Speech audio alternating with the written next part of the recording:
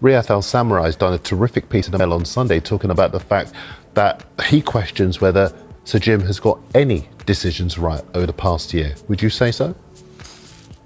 Oh, I think he's got a few decisions right.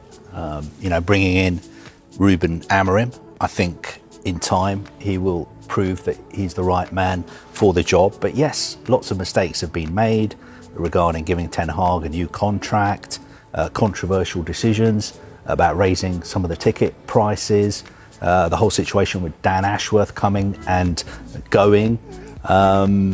It's been very difficult for INEOS, and I totally accept your point. Manchester United have now fallen behind clubs like Brighton, clubs like Bournemouth, clubs like Brentford. It is going to be a long, hard road for United to get back to the top. And I know this week marks the 1-year anniversary of Jim Ratcliffe and INEOS buying a 25% stake in United.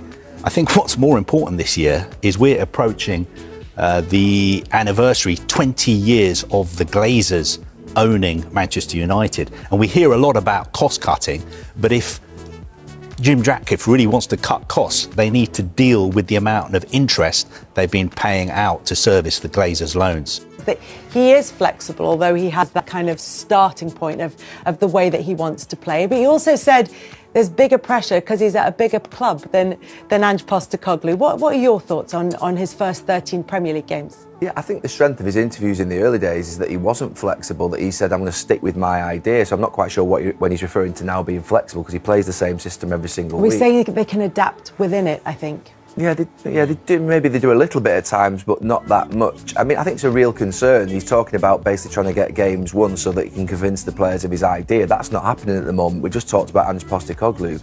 We have seen Ange Postecoglou's team play exceptional football at periods when he's been at Tottenham. We've not yet seen that from Ruben Amorim at Manchester United. Now, whether that's because he's just settling in, because he has not had enough time on the training pitch, because the players are not good enough to adapt to the system or can't fit into the system, all of it is a concern. I thought it would be so much better when he came in. I thought they would actually adapt to the three at the back. I thought it'd be a new idea, give them a bit more strength. I don't think any of them are good enough to play in a centre-back pairing, and I think the midfield's a bit weak. So I thought the idea of having three of them at the back, maybe five at times, would give them a platform to be able to build off. But when you watch Manchester United, you're still looking at game to game. You have no idea what you're going to get. You've no idea what you're going to see today. And they're a bizarre team at times. Yeah, unpredictable is probably a